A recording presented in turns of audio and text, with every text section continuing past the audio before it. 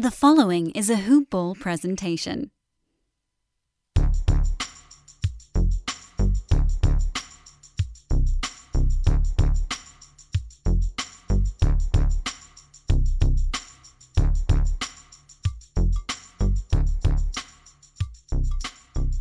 Hello and welcome to the Hoop Ball NBA DFS Today podcast.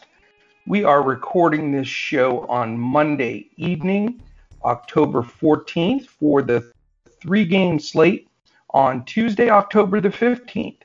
I am Joe Sarvati, affectionately known as Coach, and I am solo tonight doing this little three-game slate. My partners, Michael Apatria and Andrew Hansen, have the night off, so it looks like it is me and all our listeners out there to review this three-game slate. So before we get started here, I want to thank our presenting sponsor, Fantasy Draft. They are the only rate-free DFS fantasy site that's out there. The only one where you can, whatever you're putting into the contest, you're getting back out. There's no rake. And I would ask you to go to fantasydraft.com, sign up with the promo code HoopBall, and get a free 7-day membership, and the first $1,000 in entry fees are covered with no rake. So join in with them. Their big contest each week until the NBA gets started a week from tomorrow, which is amazing, is their Sunday Hooters $500,000 contest. So you definitely want to jump in there. And then 1 week from tonight, we'll be talking about Tuesday's opening night of games. I am so fired up. We are continuing to grind hard on this wonderful preseason slate. Victory profits 9 of the first 10 nights, and currently sweating these last couple of games this evening.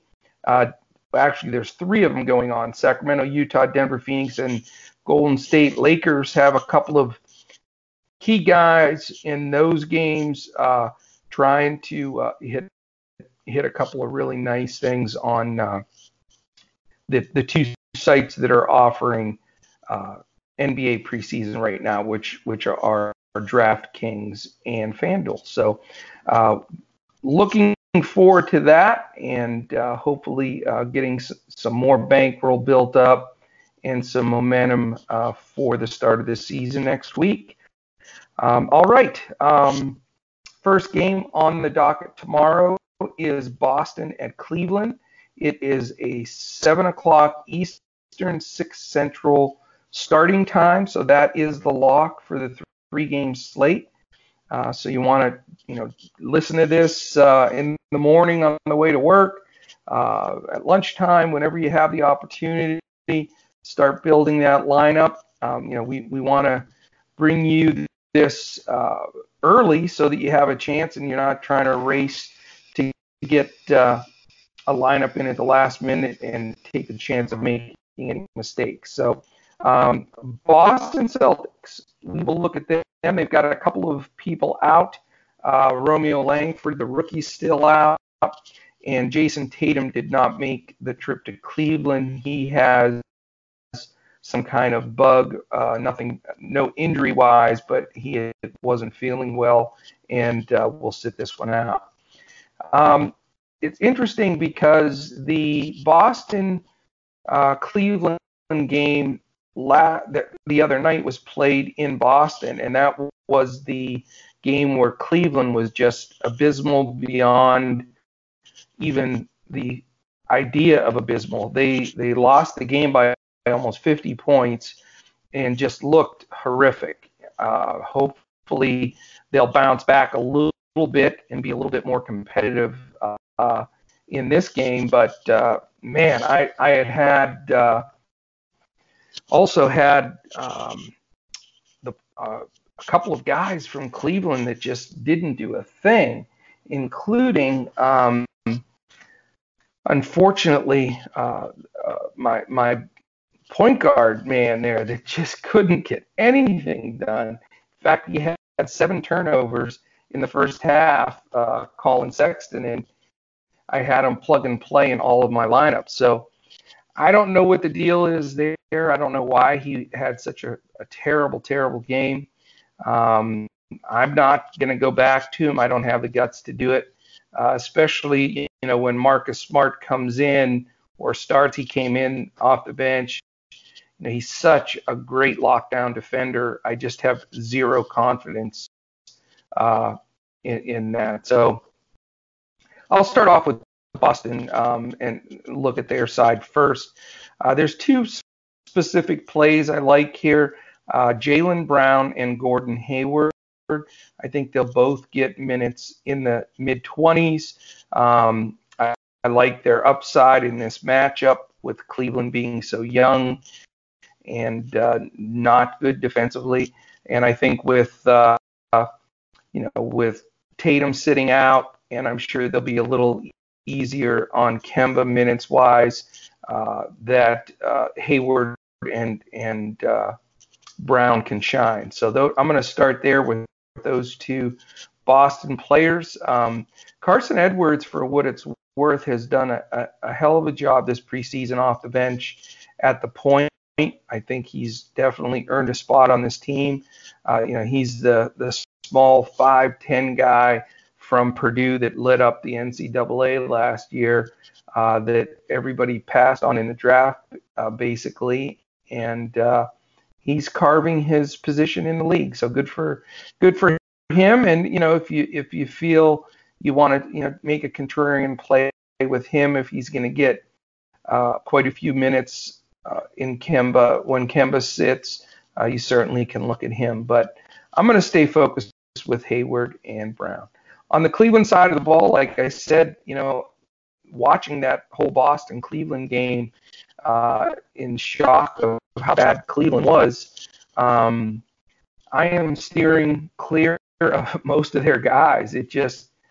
Jetty Osman looked really, really bad. Like I said, Sexton had the worst game you could ever imagine. Dellavedova looked bad. Garland was dinged up. Clarkson was just okay. And Brandon Knight, they rotate a lot of guards, so I pass there. Tristan Thompson is going to be the direction I go in this game. He sat out the last game for rest. They certainly need him to contribute to even, not make this not a laughable game like the last one. I'm going to fade Larry Nance. He had an extended run because, Thompson rested, Zizic and Henson are out, and so they had almost no 4 and 5 men. So he got a little extra run that I think Thompson will probably grab. Jarrell Martin was a guy that, could get some run at the big.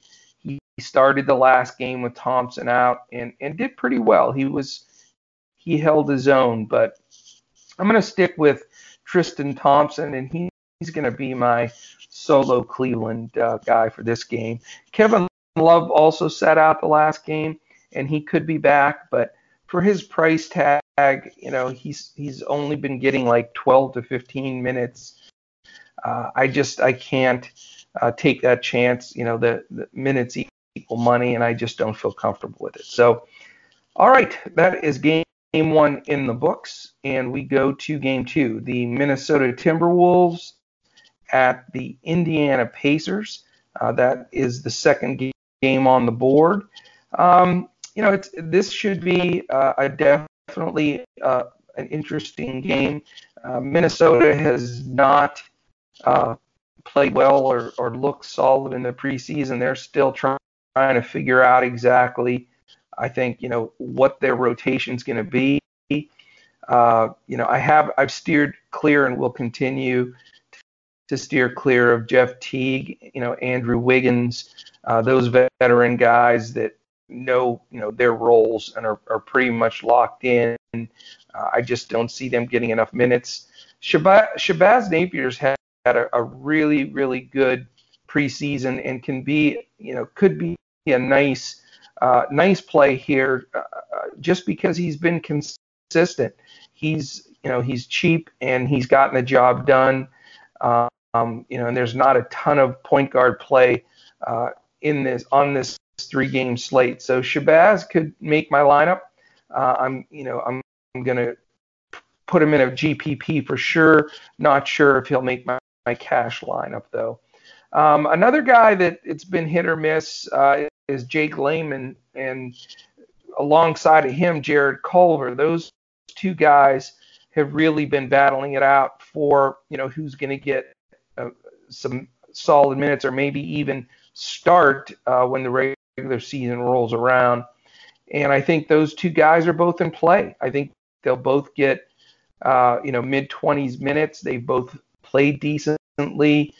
Layman is not shy. He's going to let the ball fly. He had 20 real points in the last preseason game. And Culver's looked good too. I think he looks like a solid two-way player. I'm probably going to lean towards Culver, but certainly will consider both of them. I think Culver takes a step forward in this game. Robert Covington has been a guy I've looked at. He's coming back from the knee injury that kept him out a big portion of last year. He's looked average. I think he's kicking off the rust. It's a process. He did say his knee feels perfectly fine, and he's good to go. But obviously they're going to be protective of his minutes in preseason, which makes him a pass in this game. Cat is Cat. It's hard to not say play Cat in any situation. Indiana's bigs are pretty good defensively with Turner and Sabonis, those guys do a nice job defensively against centers. So, I'm not sure how much run Cat gets, but he will be in some of my lineups. It's going to be hard to spend all your salary. Again, in a preseason slate and in a 3-game slate, more than likely just don't even want to look at the salary because it's not going to come into play. And you don't want to jam guys in just to use salary just for the fact of using salary. So, the Minnesota side of the ball, I definitely can see myself using Napier, Culver, and Cat in some type of 2 out of 3 rotation with the Minnesota guys. So that's where I stand with the T-Wolves. On the other side of the ball, we've got the Pacers. The Pacers are settling into their rotation. I think they know pretty much who they want to play and how that's going to fly. I have no problem taking Malcolm Brogdon. He's just such a good DFS per minutes guy. He gets a lot of rebounds for a guard.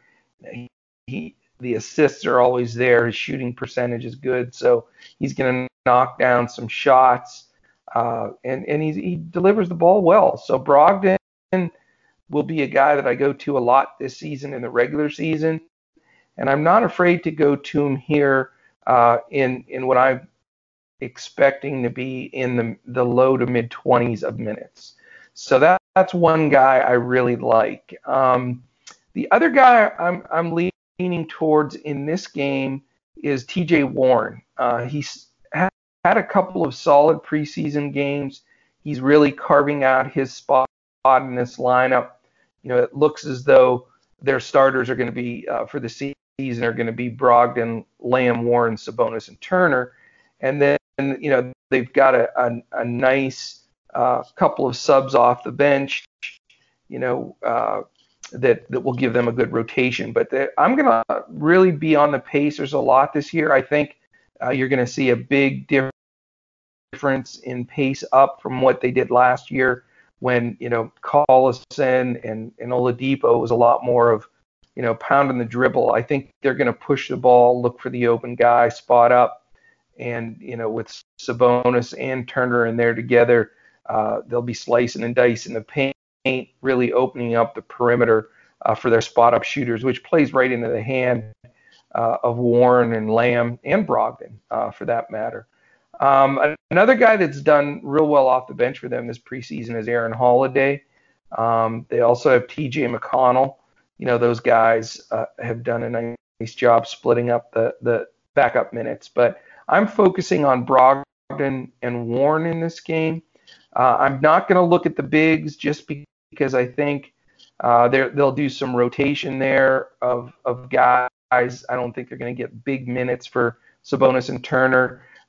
It looks like Goga Batazzi, however you pronounce that last name, their rookie center, is going to get his first run. He'll probably only get like 15 minutes, but that'll cut into the big guys' run as well. So Jakar Sampson has been getting quite a bit of run also as a backup there with the bigs. So I'm sticking, like I say, with Malcolm Brogdon and T.J. Warren. All right, 2 down, 1 to go. Flying through here without a Patry on here to slow me down. I can get it done, man. See, that's always got to take at least one pot shot at poor Michael when he's defenseless. But anyway, that's where we stand there. Now, a couple of things. Again, I just want to thank Hoopball and my man Dan Bespris for, really technically putting all this show together and getting it out there and pushed out on Red Circle so that, it gets out there every day. We're the best, in my opinion, and I feel strongly about it. We're the best 7-day NBA DFS free content out there everywhere podcasts can be found.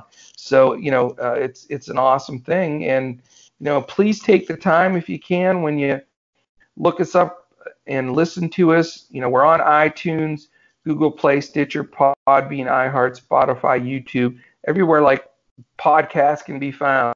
We're there. We're getting a ton of listens on YouTube specifically, and iTunes as well. Please 5-star it, likes, positive reviews, comments, anything you can to help boost up our ratings, get us a little bit more on those searches, and really make our sponsors happy. I mean, if it weren't for Hoopball and for Fantasy Draft, we would not be doing this show, or it would be behind some expensive paywall on one of those sites. So please follow those, get on there and give us some positive feedback and listen in 7 days a week. Couple other things we want to do for sure with the advantage of doing this game the night before and putting it out there. It gives you the full day to look at the slate and start really making your strategy and putting your lineup in play. The only thing that you have to do, though, is you got to follow up and watch the moves that take place that next day as far as who's sitting, who's injured, who's getting load management day, etc. And you can do that by following at Hoopball Fantasy on Twitter, which we have a great team behind us that'll be putting blurbs and updates out there constantly. Or you can certainly follow and listen and watch and send messages and do whatever with the three of us that do the DFS show, because we're going to be tweeting and watching and putting information out there all the way up until lock. You can find me at Joe Sarvadi. That's JoeSarvadi. You can find Mike Apotri at Mikeaport. Wait, I did that wrong. Michael's not here and I screwed it up. It's at Mike Apotri, Mikeapotria, or our man Andrew. He's at Language Olympic. That's just like it sounds. No S on the end. Language Olympic. So, look the three of us up. Send us messages also. Well, if you like the show or you have recommendations or suggestions or questions, we're going to really, as the regular season gets started, we're going to try to incorporate a couple of those questions into the shows, obviously, when we're not doing a live show, it may not be the instant feedback thing, but for those people that are looking for example, what site to play on, or who has specific kind of contests, or if there's, different rules and scoring, and you really need to be aware of all of those things because they're different on every site. Some of the sites like Fantasy Draft and FanDuel do not have any late swap. It's going to lock at that first lock for the main slate. The other couple of main ones, DraftKings, Yahoo, those have late swaps, so it's a different ball game. So all of those pieces, with 1 week left in the season, in the preseason, you want to sort of get that strategy. Where are you playing? What sites? How, what are those scoring rules? And how all that's going to fall into place for you, so that you know exactly what you're doing, because you don't want to blindly throw anything in there. You don't want to, just take one lineup, start at the same lineup in GPP and cash on 3 different sites, because you're setting yourself up for disaster there. It's just not going to work. So put in the time, the preparation, and know exactly what you're playing. Figure out your bankroll management, and it's going to help you be a winner full season wise. I mean, I've turned a really, really solid profit 5 years in a row in DFS. And again, it's with meticulous preparation. Success occurs when opportunity meets preparation. That's been the motto. We started talking about it in the first preseason show that we did prior to even the preseason games starting. And, that's why, I've put in the hours at, watching Summer League in Vegas, and watching FIBA, and watching the draft and free agency. I mean, I'm really wanting to share all that information, as is Mike and Andrew and our team, with you, and absorb that, take it in. That's going to make a difference when we really get started here. Also, all of our shows are available that we've done this season thus far. We did a really in-depth 3-week study. It was a 3-part study, over a 3-week period of time, where we looked at every single team and pretty much every player, and how this season was going to shape up for them from a DFS perspective. So if you have the time, go back and listen to those this week. They're long. I mean, they're like an hour and a half each, but it'll give you a nice little jump start if you're really trying to get 100%, prepared and ready to go. And you can't over prepare, believe me.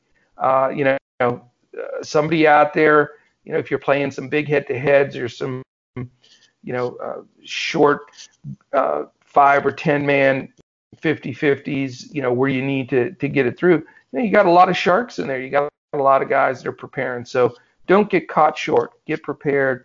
Get ready. Listen to us every day, and let's just have a giant successful season in NBA DFS. All right, we're going to finish up. Third game and final game. Detroit Pistons at Philadelphia 76ers. I am going to start my build from this game with Blake Griffin. He sat out the last game just strictly for rest. He's looked really good in the preseason. He's healthy. And, Drummond's logged a ton of minutes in the preseason. I do not have the actual true statistic, but I would not be surprised if he was not one of the highest minutes played preseason thus far. I will do some research on that. But that being said, I really like Blake Griffin, and I also like Christian Wood in this game. Wood always is a terrific DFS player as far as DFS points per minute, and he's trying to solidify his place on this team. They're talking about, whether he's going to make it or not, and if he does, if he's going to have a role off the bench or just be a periphery guy that rides the bench. So I think Wood takes advantage of the minutes he gets in there. I like Blake Griffin as one of the star key guys on the slate, and those are the only two guys I'm focusing on. Their guard play has been just a massive amount of rotation. In the preseason with Jackson, Rose, Brown, Kennard, Galloway, Snell, right on down the line. So I'm looking big with Griffin and Christian Wood from the Detroit side of the ball. On the other side, and the final team is the Philadelphia 76ers. It'll be interesting to see what the news is tomorrow on who's going to play, who's going to rest, and how all of that's going to play out. I can tell you that the one guy I'm definitely going to play is Ben Simmons. He sat out the last game for rest. And again, he's a triple-double in a half of basketball, generally threat at any moment. So he is going to be in my early builds as well. So Ben Simmons is 100% lock and load play for me. As far as the other guys, I'm not exactly sure what that rotation is going to be. I think that we will get news that comes out on who's sitting and who's playing. So I think you got to wait and see what that situation is. Embiid, obviously, if he plays, which I don't know after just playing the other day if he will. He's certainly probably a candidate to sit or play limited minutes. So that is a bit of a concern.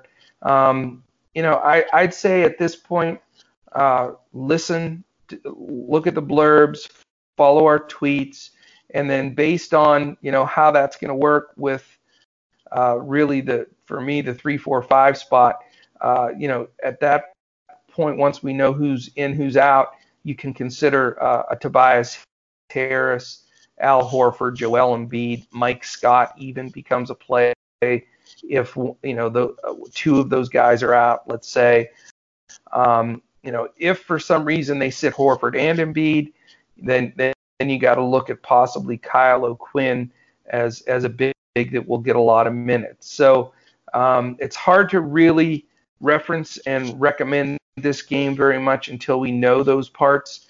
The one that I do know is Ben Simmons, and that's who I'm going to recommend on that side of the ball. So that's it. Very, very tidy, quick show tonight with a 3-game slate. We've got, after that slate, there's only 3 more days of preseason. Hard to believe. Wednesday night is a 6-game slate. Thursday, 5 games, and Friday, 6 games. And then Saturday, Sunday, and Monday is dark. And Tuesday is the opening night tip. So that is coming up super, super quick. So I will be back tomorrow night to go over the 6-game slate with Michael Apotria for the next day out. So good stuff. I think that's it. Again, look us up on Twitter at Joe Sarvati, at Mike Apotria, at Language Olympic, and at Hoopball Fantasy. And let's continue to crush it. Going to be looking here shortly. I'm going to gander over live on the air here just to see, because I have Steph Curry in there. I want to see if he's getting the minutes he's supposed to get with all the other guys sitting out. So I'm going to get this can be live reaction. Okay, he's got 11 points, 1 rebound, 1 assist. So that's not that great. I'm hoping he picks that up in the second half. But this is really a garbage game. They're playing a lot of. If you look at who the Lakers are playing, you got to love preseason. They've got Dudley, Dwight Howard, Zach Norvell Jr., Caruso, and Demetrius Jackson in there. How's that for a super stud lineup? All right, guys and gals, that is it for tonight. I really thank you for joining us on Hoopball NBA DFS today. In absentia for Mike Apotria and Andrew Hansen, I'm Coach, and we will catch you tomorrow for another day where we're just going to crush it in NBA DFS. Good night and have a good one. Thank you.